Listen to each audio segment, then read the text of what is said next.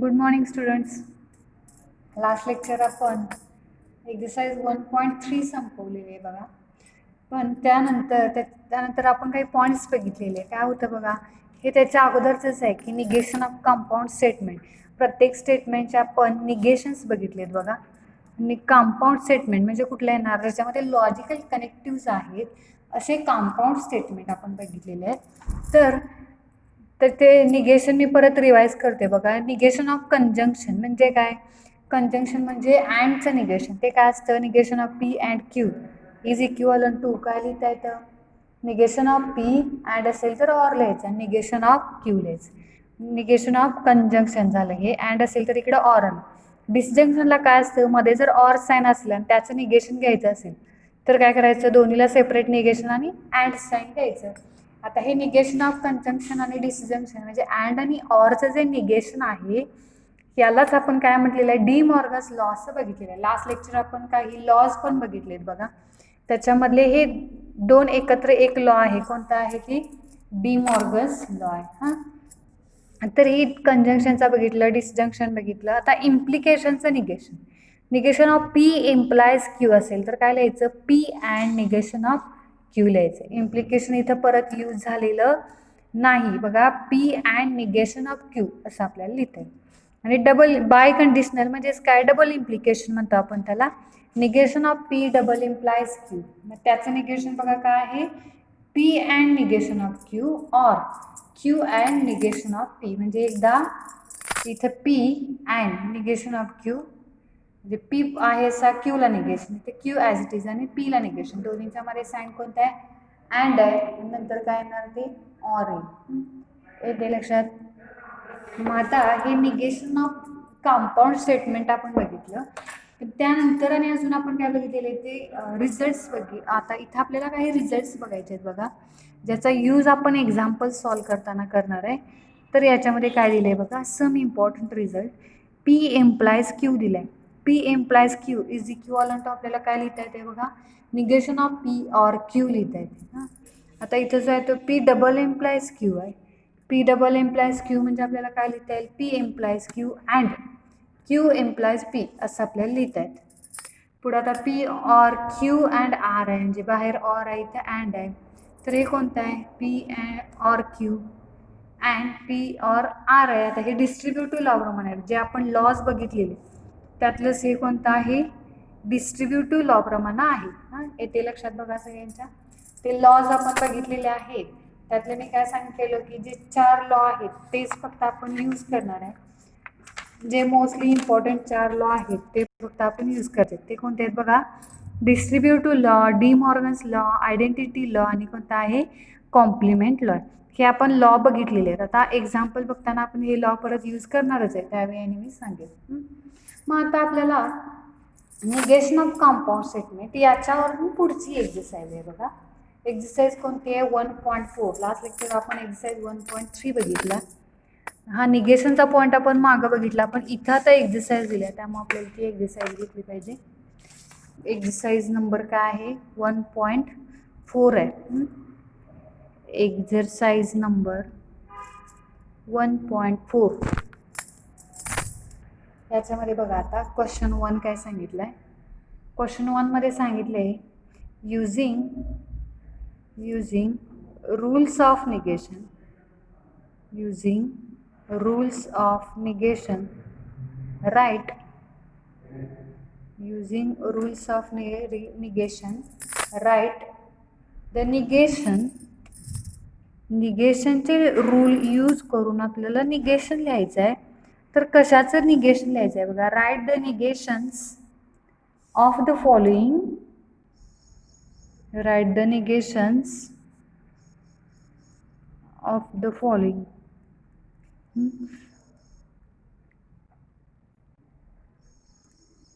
तर आता आपल्याला निगेशन्स लिहायचे आहेत बघा. त्याच्यामध्ये जे स्टेटमेंट कसले दिले असतील? कंपाऊंड स्टेटमेंट आपल्याला दिले असतील, ज्याच्यामध्ये लॉजिकल कनेक्टिव्ह यूज असतील. पहिलं काय दिलं आहे बघा? Negation of Q implies negation of P दिले. निगेशन ऑफ क्यू इम्प्लायज काय दिलेलं आहे? पी दिलेलं आहे. याचं निगेशन आपल्याला घ्यायचं आहे. आता दोन पी आणि क्यूच्या मध्ये जर आपण साईन बघितलं तर साईन कोणतं दिसतंय बघा, म्हणजे लॉजिकल कनेक्टिव्ह इथं कोणतं आहे, निगेशन सोडून लॉजिकल कनेक्टिव्ह बघायचं बरं का.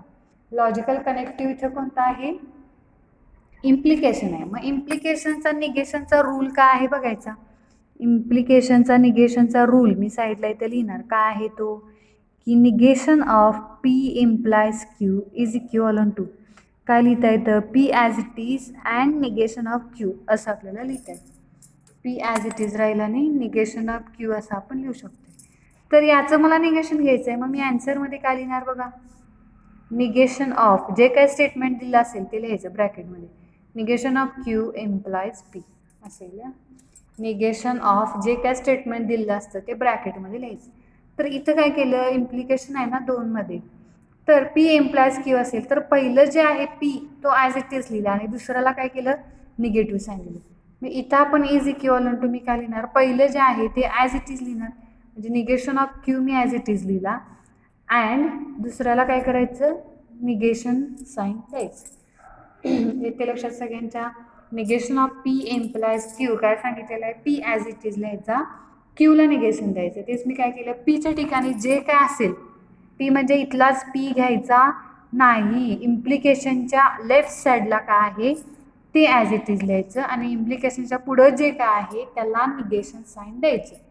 त्यामुळे मी काय केलं, negation of Q implies P होतं, तर त्या इम्प्लिकेशनच्या रूलनुसार पहिलं मी ॲज इट इज लिहिलं आणि दुसऱ्याला निगेशन दिलेलं. येते लक्षात सगळ्यांच्या. हे कोणता लॉ यूज केला आपण, निगेशन ऑफ इम्प्लिकेशन यूज केलं. सेकंड एक्झाम्पल बघायचं आहे.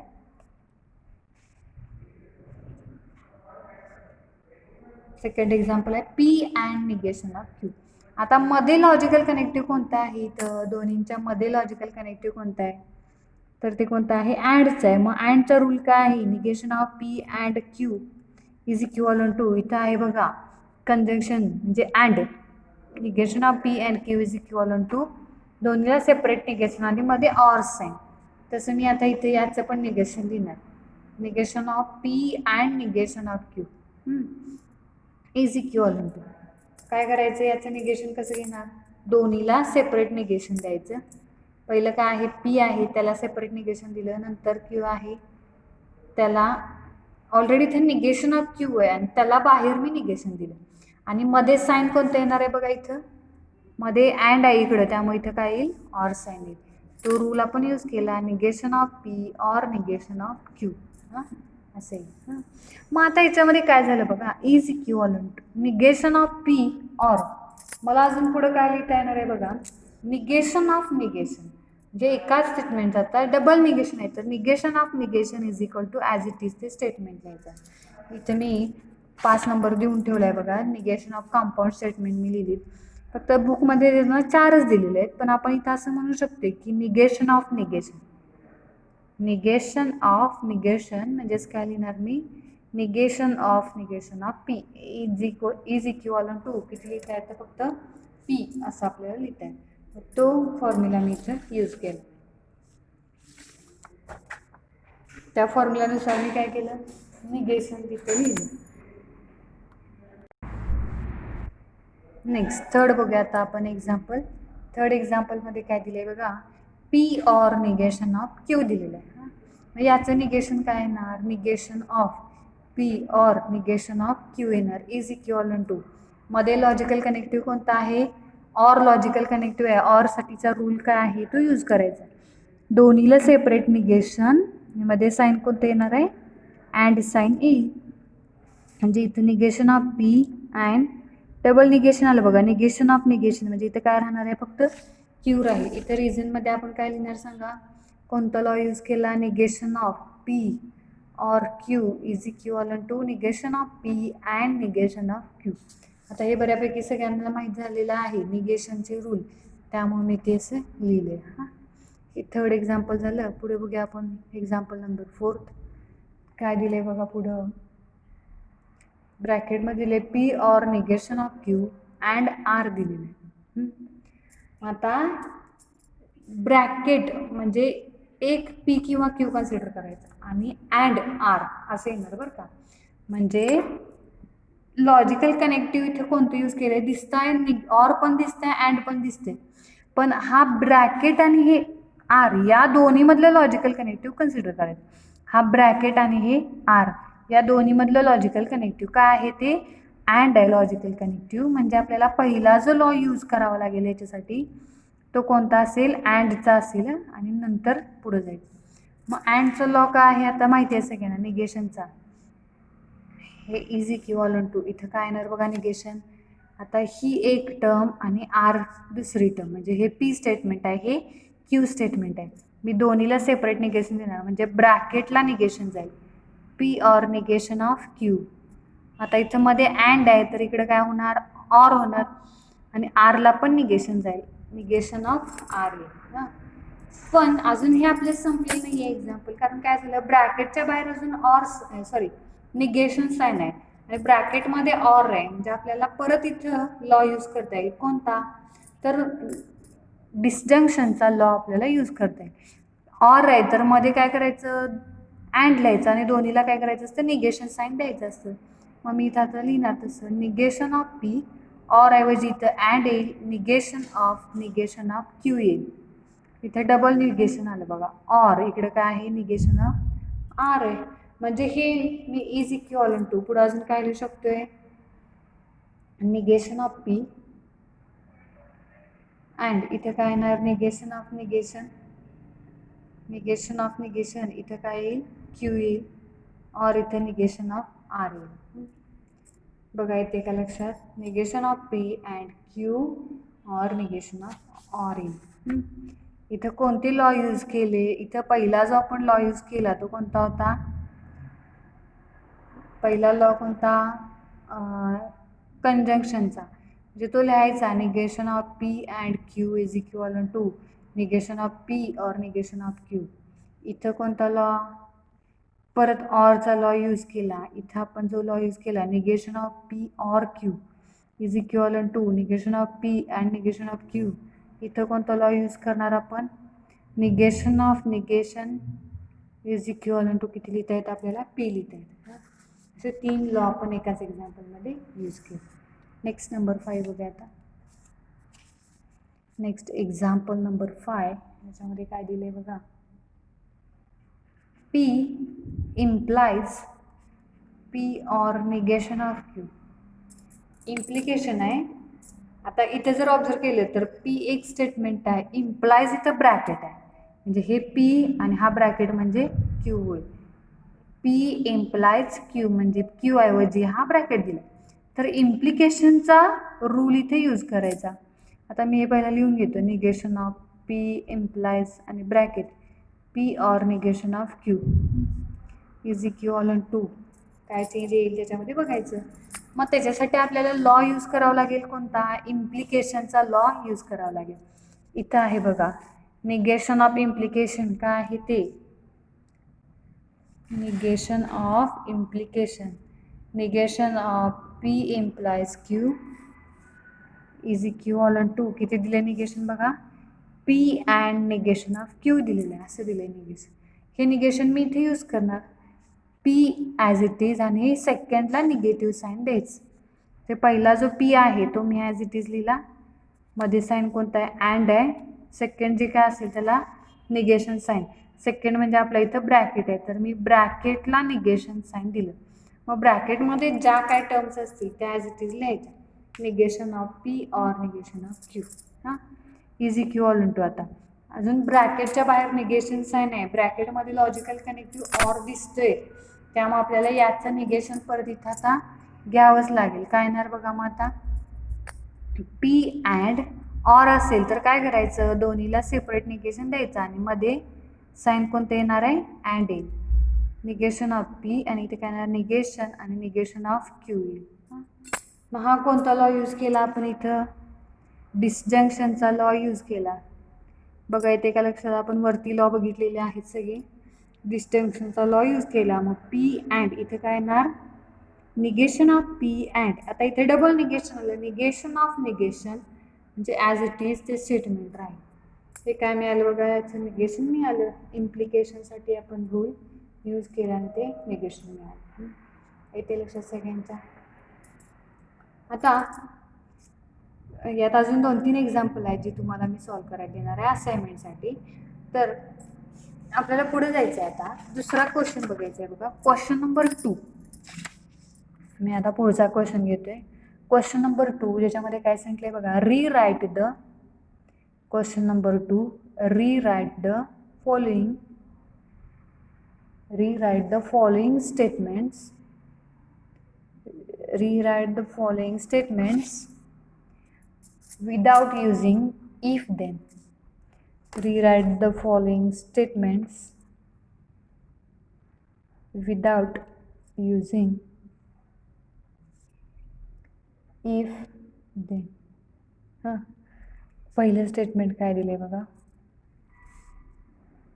पहिलं स्टेटमेंट दिलेलं आहे, if a man is a judge, if a man is a judge, then he is honest. Then he is honest. असे स्टेटमेंट आपल्याला दिलेलं आहे. आता बघा याच्यामध्ये रीराईट द स्टेटमेंट म्हटलंय. क्वेश्चन काय सांगितलं आहे, rewrite the following statement without using if then. म्हणजे इथं लॉजिकल कनेक्टिव्ह कोणता आहे, इफ देन हे लॉजिकल कनेक्टिव्ह आहे, पण त्याचा यूज न करता आपल्याला हे स्टेटमेंट रीराईट लिहायचं आहे. मग असं लिहून चालेल का, अ मॅन इज जज ही इज हॉनेस्ट, असं लिहून चालणार आहे का, नाहीये. तर इफ देन म्हणजे काय झालं, लॉजिकल कनेक्टिव्ह कोणता आहे, इम्प्लिकेशनचा आहे. तर आपल्याला इफ देन नको आहे, म्हणजे याच्यामधून इम्प्लिकेशन काढून टाकायचं आहे. लक्षात येते का बघा, याचा जर सिम्बॉलिक फॉर्म आपण बघितला तर इथे पी स्टेटमेंट काय येणार आहे, अ मॅन इज अ जज, हे काय येणार आहे, पी स्टेटमेंट येणार आहे. आणि क्यू स्टेटमेंट काय येणार आहे बघा, म्हणजे क्यू स्टेटमेंट म्हणजे कुठलं येणार, देन नंतरचा पार्ट. मग देन नंतरच्या पार्टमध्ये काय सांगितलंय बघा, अ मॅन इज जज, इथं झालं क्यू म्हणजे काय येणार, अ मॅन इज हॉनेस्ट. येते लक्षात, अशी 2 पी आणि क्यू स्टेटमेंट आहेत. तर पी म्हणजे इफ नंतरचं स्टेटमेंट आणि क्यू म्हणजे देन नंतरचं स्टेटमेंट. मग याचा सिम्बॉलिक फॉर्म काय आहे बघा, गिवन स्टेटमेंट इज. अगोदर त्याचा सिम्बॉलिक फॉर्म सांगा आपण. गिवन स्टेटमेंट इज काय आहे स्टेटमेंट, पी एम्प्लाइज क्यू या फॉर्ममध्ये आहे. बघा बरं आहे का, पी एम्प्लाइज क्यू येते का लक्षात बघा, पी एम्प्लाइज क्यू या फॉर्ममध्ये ते आहे. म्हणजे इम्प्लिकेशन इफ देनचा यूज करून आपण ते लिहिलेलं आहे, त्यामुळे ते पी एम्प्लाइज क्यू आलं.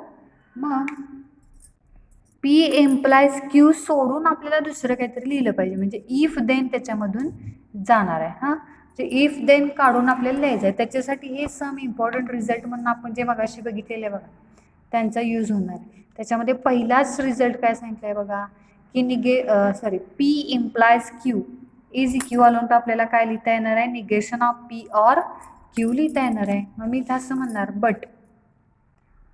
But P implies Q is equal to काय लिहिता येतं आपल्याला, की negation of P or Q असं आपल्याला लिहिता येतं. मग हे लिहिताना इथं काय झालं बघा, इम्प्लिकेशन साईन आलं का राईट साईडमध्ये, नाहीये.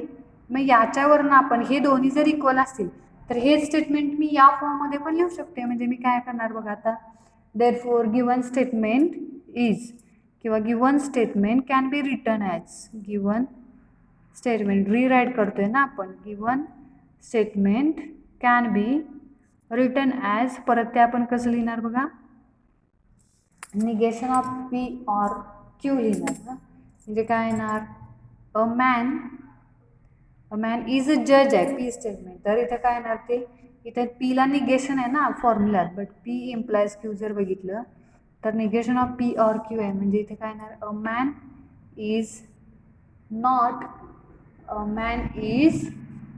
अ जज येणार. A man is not a जज मध्ये साईन कोणता आहे, ऑर साईन आहे. म्हणजे इथे काय येणार, ऑरच येणार. Or he Q as it is आहे, त्यामुळे त्याच्यात काय येणार नाही, क्यू ही इज हॉनेस्ट असेल स्टेटमेंट. येते लक्षात सगळ्यांच्या. इफ देन काढून टाकायचं, ते रूल यूज करायचे. सम इम्पॉर्टंट रिझल्ट म्हणून जे दिलेले आहेत ते फक्त यूज करायचे. सेकंड एक्झाम्पल काय दिले बघा याच्यामध्ये, if f of 2 is equal to 0, then fx is divisible by x minus 2. fx is divisible by x minus 2 येईल. म्हणजे बघा आता second example, if f of 2 is equal to 0 then fx is divisible by किती दिलेलं आहे x minus 2 दिलेलं आहे. आता हे कसं येणार पुढं, याचं पी स्टेटमेंट लिहायचं. पी स्टेटमेंट काय येणार, इफ नंतरचा पार्ट म्हणजे f of 2 is equal to 0 आहे. क्यू स्टेटमेंट काय येणार आहे बघा, देन नंतरचा part fx is divisible by